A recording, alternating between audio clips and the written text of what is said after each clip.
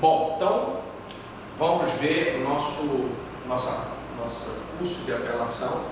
Na aula passada nós vimos a parte 1 e nós paramos justamente na parte 1 sobre o momento em que eu perguntava o que o juiz pode fazer quando chega o recurso de apelação. Nessa parte 2, então, nós vamos ver daqui em diante todo o processamento da apelação, que é extremamente importante, porque não custa nada a gente explicar a parte teórica, a parte prática, mas você tem que saber no tribunal como é que é feito esse processamento. Então vamos lá, parte 2, apelação criminal.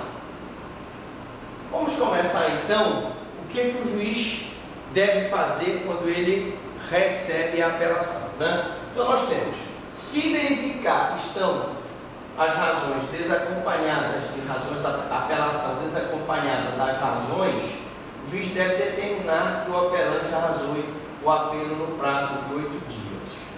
Então nós falamos na aula passada e você tem 5 dias para ingressar com recurso de apelação. Depois você tem mais 8 dias para juntar as razões. Então, se eu dou entrada numa apelação, eu tenho que entrar primeiro com a petição de apelação, no prazo de 5 dias, e depois eu dou entrada nas razões. Se o juiz, ao receber uma apelação desacompanhada das razões, o que ele deve fazer? Ele deve determinar que a parte apresente essas razões no prazo de 8 dias. Então, eu tenho 5 dias para dar entrada na apelação e tenho 8 dias para dar entrada nas razões. Já vimos na aula passada, se eu não tiver as razões, não tem problema nenhum. O tribunal vai apreciar de acordo com o que eu falei no processo, nas razões finais, os argumentos que foram feitos. Não é causa de nulidade a apelação ir sem as razões. A apelação pode ir sem as razões. Então ele pode determinar que o apelante arrazoe o apelo no prazo de 8 dias ou de 3 dias se o processo for de contravenção ou no caso de assistente, né?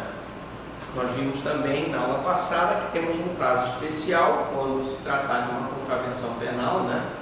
Na vara de violência doméstica a gente tem muito contravenção penal, homem que perturba a vida da mulher, perturbação do sossego, e as apelações, nesse caso, elas têm que ser no prazo de 3 dias, porque é uma contravenção penal, de perturbação da tranquilidade, ok?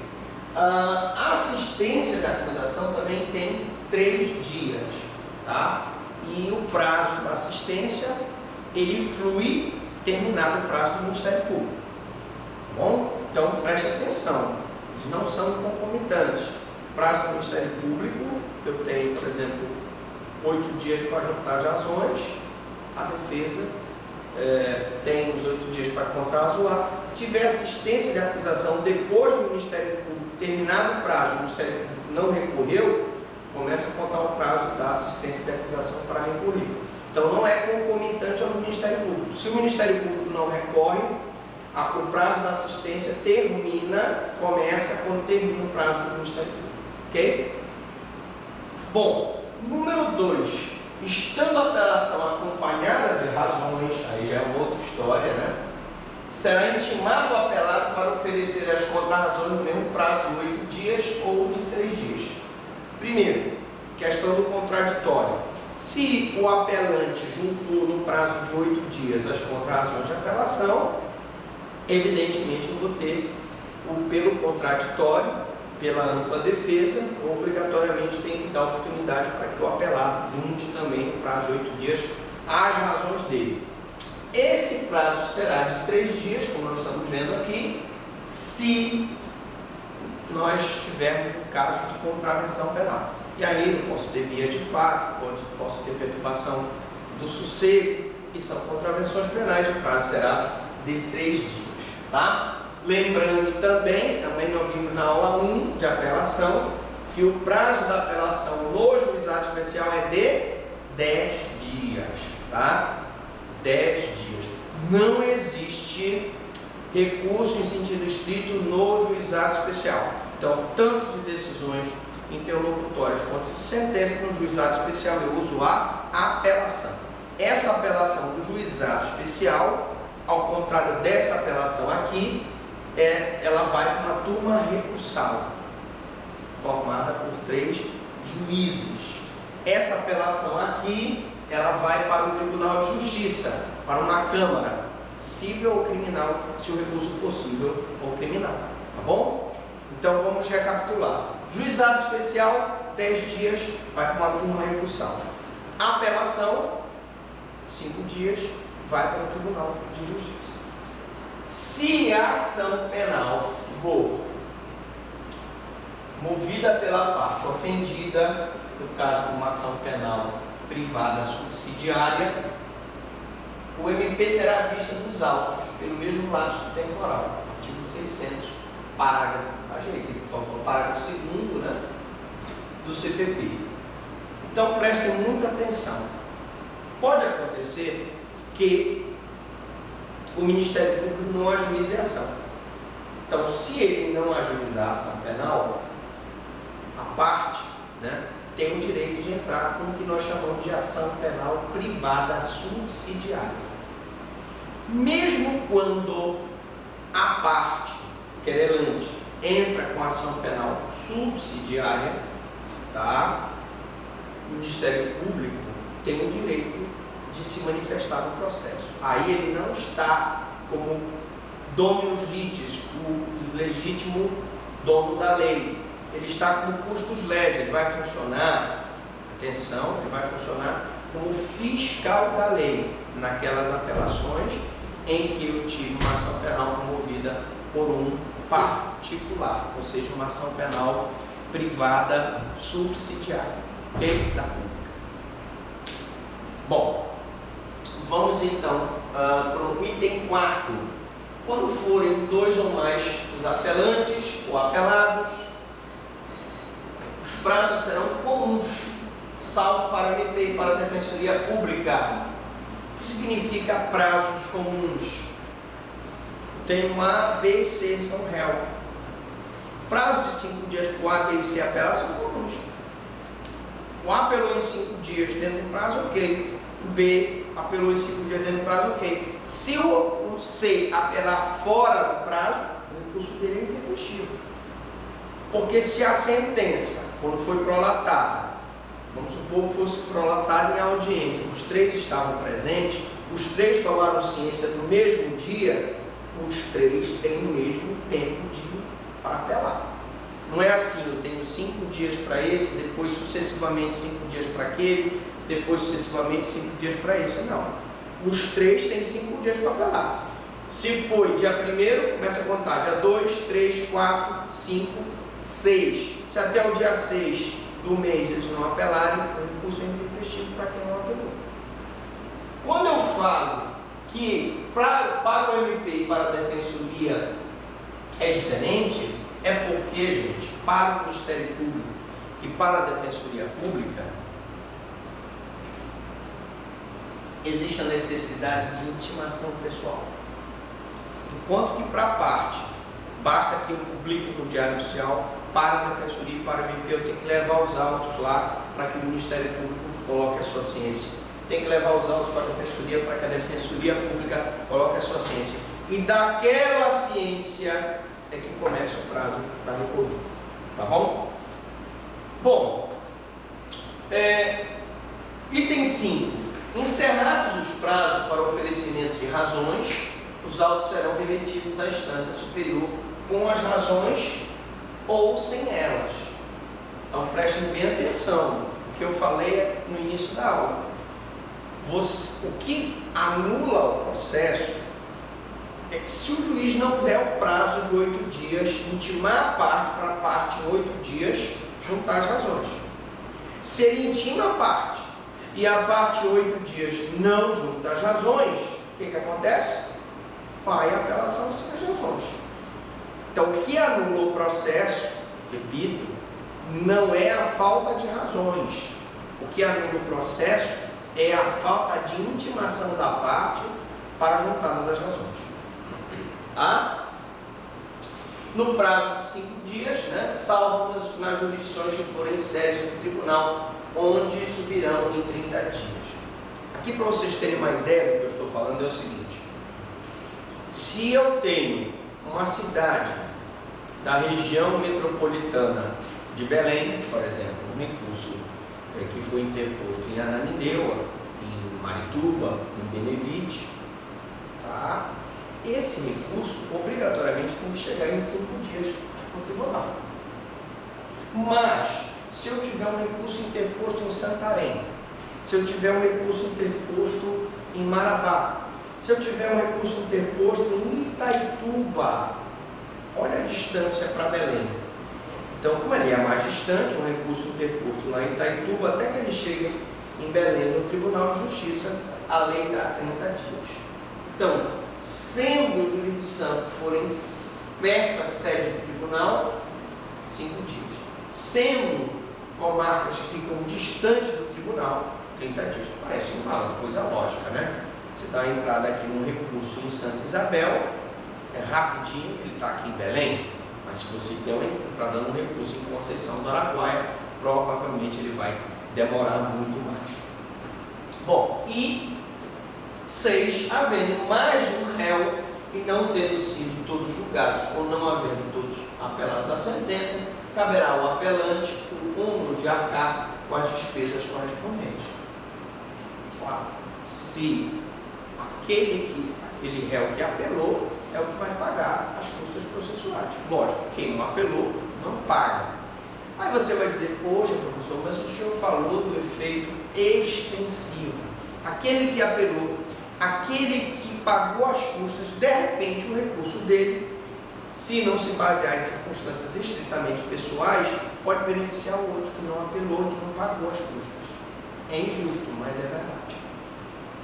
Aquele que apela, se ele apelou, por exemplo, baseado num abolício crimes ou baseado numa causa de diminuição de pena que a lei posterior trouxe, aquele recurso dele, se for provido, pode beneficiar os co-réus ou partícipes. Ah, professor, mas eles não recorreram, eles não pagaram as custas, não tem problema nenhum. É o efeito extensivo que nós vimos na aula introdutória de recursos, na teoria geral dos recursos, tá? Então, infelizmente, quem apela, paga. E quem não apela, não paga, ainda pode ser beneficiado pelo recurso daquele que apelou. Bom, e aí a competência para o julgamento de apelação é do tribunal ao qual está vinculado o juiz prolator da sentença. Claro. Temos aí a seguinte situação: qualquer juiz que prolate uma sentença no estado do Ceará, a apelação será reexaminada, aquela causa, pelo Tribunal de Justiça do estado do Ceará. Qualquer juiz que prolate uma sentença no Tribunal de Justiça do Mato Grosso terá sua apelação reapreciada, né, no Tribunal de Justiça do Mato Grosso. Cada tribunal tem os seus juízes que são subordinados, né? Eu tenho o juiz, por exemplo, de Cuiabá, que é subordinado ao Tribunal de Justiça. É isso. Eu tenho o juiz de Sobral, no Ceará, ele é subordinado ao Tribunal de Justiça dele. Então, para cada estado, eu tenho os juízes das comarcas que são subordinados ao Tribunal de Justiça do estado. Bom, podemos ser os tribunais de justiça ou os tribunais regionais federais, que são órgãos de segundo grau de jurisdição, quando for da competência da Justiça Federal. Eu poderia dar um exemplo de quando uma apelação vai para o Tribunal Regional Federal? Vamos lá. Imagine o seguinte: um prefeito que pratica um peculato, que é desvio de recursos públicos, normalmente esse desvio, quando ele só envolve verbas municipais ou estaduais, ele vai ser processado pelo Tribunal de Justiça do Estado. Mas imaginem que ele desvie recursos da União, recursos da saúde, recursos da educação. Se isso acontecer, esse recurso de apelação não será para o Tribunal de Justiça do Estado, que envolve bens e interesses da União. Ele será para o Tribunal Regional Federal. Então a regra é muito simples. Se tiver recurso só do município e do Estado, Tribunal de Justiça do Estado, apelação para o Tribunal de Justiça do Estado. Se tiver recursos federais, ou se tratar de bens e interesses da União, ou de suas entidades autárquicas, paraestatais e fundacionais, em que a União tenha mais de 50% do patrimônio, eu tenho necessariamente que ajuizar a apelação para o Tribunal Regional Federal. Vou anotando isso, porque são coisas que estão além do conhecimento aqui dos nossos slides, né? Então, o Tribunal Regional Federal são órgãos de segundo grau de jurisdição da Justiça Federal quando se tratar de bens e interesses da União.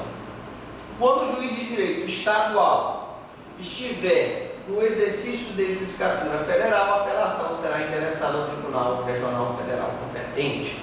Só pode dar um exemplo? Eu adoro dar esses exemplos. Imagine a seguinte situação. Vocês sabem que, não sei se vocês sabem, mas ali no norte, ali na Guiana Francesa, Suriname, é rota de tráfico de cocaína, de drogas, de outras coisas mais, né? E vocês sabem que a fronteira do Amapá com a Guiana é o Iapoque. E lá no Iapoque nós temos um juiz estadual, temos uma polícia estadual do Amapá. Vem um carregamento um barco cheio de drogas, proveniente do tráfico internacional de drogas, e essa polícia do Amapá então apreende esse barco. O juiz, primeira pergunta, polícia do Amapá, na ausência da Polícia Federal, mesmo se tratando de tráfico internacional, pode fazer essa apreensão? A resposta é sim, ela pode.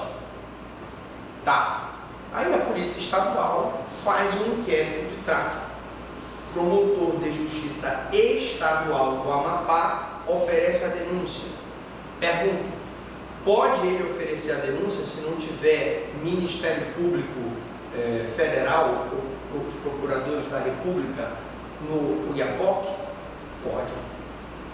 Ele está fazendo as vezes do promotor federal, está fazendo as vezes do procurador da República. Beleza. Tá. Professor, e esse processo que foi ajuizado pelo promotor de Justiça Estadual do Amapá, ele vai ser julgado por um juiz de direito estadual do Amapá? Sim. Pode, porque não havendo juiz federal, é o juiz de direito do Amapá que vai julgar esse processo. Até aqui, gente, não houve problema nenhum. Só que quando o juiz do Amapá condena, eventualmente, uma hipótese, o traficante internacional que estava fazendo aquele tráfico, foi apreendido ali no Iapoque, no norte do Brasil, e o traficante tem que recorrer da sentença, eu obrigatoriamente, gente, tenho que recorrer para o Tribunal Regional Federal. Professor, eu não posso recorrer para o Tribunal de Justiça do Estado do Amapá? Não. Mas, professor, foi feito por um promotor estadual, foi julgado por um juiz estadual? Não, porque até aqui eu podia usar o juiz estadual, podia a polícia estadual, o promotor estadual e o juiz estadual. A partir do momento que eu recorro, o recurso de apelação tem que ser para o Tribunal Regional Federal. Deu para entender isso? Tranquilo? Muito embora eu tenha ensinado na aula 1 de apelação pelo caráter itinerante dos recursos e pelo princípio da fungibilidade, que ao receber a apelação do juiz estadual do Amapá, ele pode, o desembargador pode encaminhar essa apelação para o Tribunal Regional Federal, tá bom? Então, cuidado, porque uma dessas perguntas, dessas questões pode ser pergunta de prova. Você tem que estar atento. Tá? Primeiro grau todinho eu usei a Justiça do Amapá. quando eu recorro ao tribunal, eu tenho que usar uma apelação para o Tribunal Regional Federal quando eu tiver uma judicatura estadual, um exercício da judicatura federal. Os autos, ao chegarem ao tribunal, serão distribuídos a um relator. Nessa altura, a apelação já estará com as razões e com as contrarrazões do recurso. Eu vou pedir, então, que vocês acompanhem aqui. Do lado, está dando para ver aqui, beleza? O seguinte, ó. Então, aqui eu tenho um recurso de apelação, o apelo, né? Esse recurso, ele vai ser feito, então, uma intimação para que a parte apresente o que? As contrarrazões. Feitas as contrarrazões, nós vamos ter, então, como eu disse, ao chegar ao tribunal, serão distribuídas a um relator. Tá? Relator. Vamos aprender logo isso. Quando o crime for punido com reclusão, se for um processo que envolva crime punido com reclusão, obrigatoriamente eu vou ter que ter um revisor. Então, se esse processo for punido com reclusão, além do relator, eu tenho que ter a figura do revisor. Vocês que acompanharam o julgamento do mensalão devem ter observado que tinha um relator, que o mensalão envolvia crimes punidos com reclusão, tinha um relator, que era o Joaquim Barbosa, e tinha o revisor, que era o Ricardo Lewandowski. Não é isso? Vocês devem estar lembrados disso.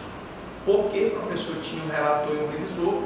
Porque se tratava de um processo que envolvia crimes punidos com reclusão. Ok? Então, nessa altura do campeonato, a apelação já está com as razões e as contrarrazões, né? E aí, caso contrário, o relator tomará as providências para o seu processamento. Professor, existe a possibilidade de eu apresentar as contrarrazões no tribunal? Existe. O artigo 600, parágrafo 4º, me permite que eu apresente as contrarrazões no tribunal. Se as contrarrazões chegarem ao relator, ele pode pedir que a parte apresente essas contrarrazões? Pode. O ideal seria, quando chegasse lá no relator, já tivesse tudo ok. Se não tiver, aí vamos ter aí a necessidade de se apresentar para o tribunal.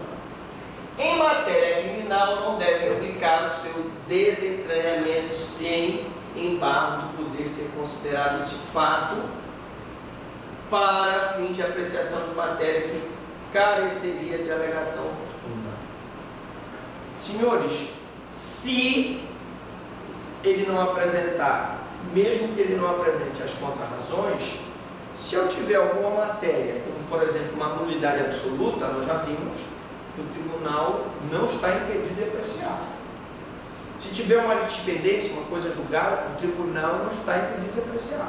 Tiver, por exemplo, for observado no tribunal uma carência da ação por ilegitimidade de parte, falta de um requisito processual, por exemplo, falta de legitimidade de parte, falta de interesse processual, não há possibilidade jurídica do pedido, também pode ser apreciado pelo tribunal, mesmo sem as razões.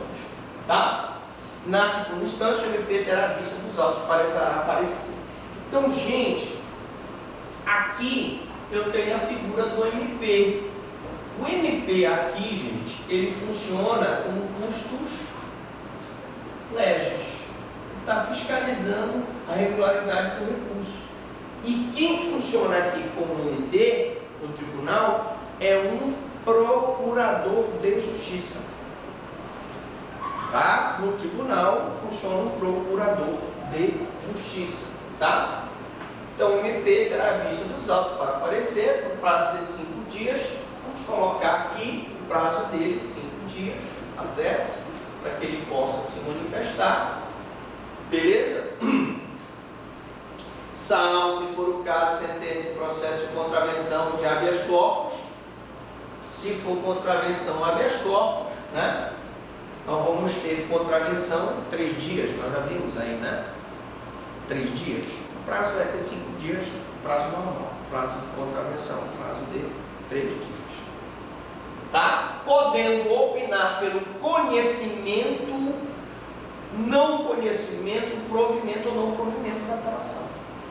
Como eu disse para vocês na aula 1, eu tenho o juízo de prelibação, tenho o juízo de mérito. Então, gente, opinar pelo conhecimento ou não conhecimento é o juízo de prelibação. Opinar pelo provimento ou improvimento é o juízo de mérito.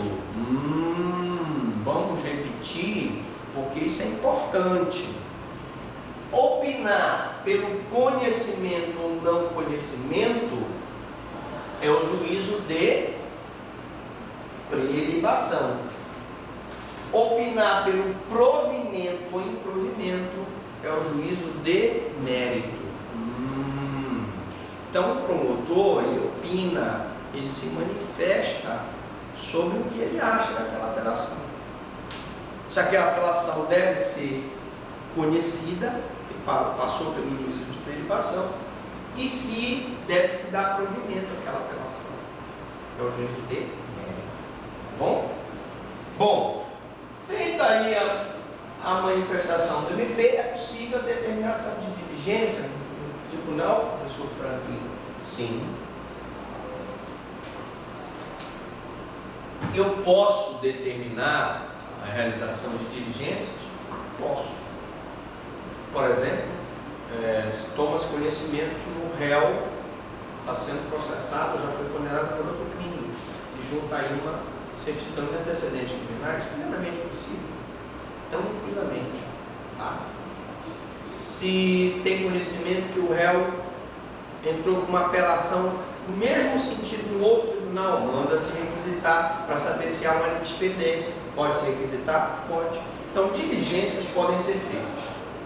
Estando pronto o processo, o relator pedirá dia para julgamento, solicitando a inclusão em pauta. Então, senhores, aqui em cima é que aquela história, né? Vou fazer um quadro grande aqui, ó, que eu tenho os senhores desembargadores, aqui, ó. Aqui eu tenho uma turma, uma câmara, né? Uma câmara. Aqui, ó, vou botar aqui o representante do Ministério Público, sempre coloco ele de saindo, tá bom? E essa câmara, no caso da apelação, Tribunal de Justiça, câmara, ou turma, se for para o STJ, né? Ou sessão, ela é que vai decidir a apelação. A Câmara é que decide. Então, o relator relata, o revisor revisa e ele vai ser colocado aqui para o tribunal apreciar, né? Então, preste atenção, coloque em pauta, não? Designada a data, a parte deve ser intimada através de publicação oficial, né? Então vai ser designada aqui, essa data para esse julgamento aqui, eu mando publicar no Diário Oficial. Para a Defensoria Pública e para o MP, a intimação tem que ser pessoal, né? Então, a Defensoria Pública e o MP tem a prerrogativa da intimação pessoal. Nós explicamos, né? Que para os advogados, para a parte querelante, ele basta que se dê ciência através do Diário Oficial. Para o Ministério Público, para a Defensoria, nós temos que fazer a intimação pessoal. O processo vai na sala do promotor para ele dar o ciente dele. No dia do julgamento, o presidente do tribunal o anunciará, sendo apregoadas as partes. Então está todo mundo assim, nós estamos aqui no auditório, vocês estão sentadinhos aí, aqui está o pessoal da Câmara que vai julgar a apelação. Vai dizer, bom, processo número tal, apelante, fulano de tal, apelado, ciclano de tal. Aí vocês se levantam, né? E vocês foram apregoados. Isso é que chama o pregão das partes, né? E com a presença destas ou a sua revelia,